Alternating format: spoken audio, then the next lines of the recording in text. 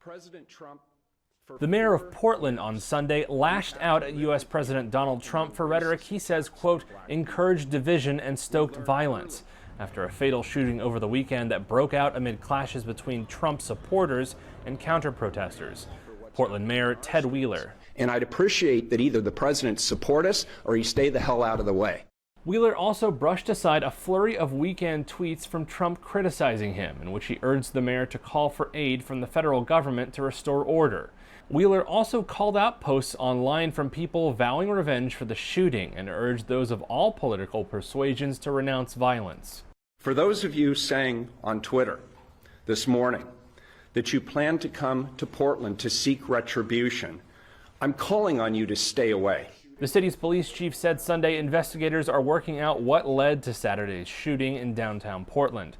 Chief Chuck Lavelle says it remained to be determined whether the shooting was connected to skirmishes that night between a caravan of protesters driving through the city's downtown district and pickup trucks waving pro-Trump flags and counter-protesters on the streets.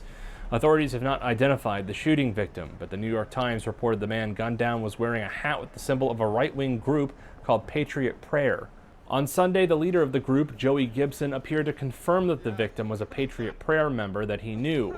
Trump later retweeted a photo of a man identified as Jay Bishop and described him in that post as, quote, a good American that loved his country and backed the blue, an apparent reference to police.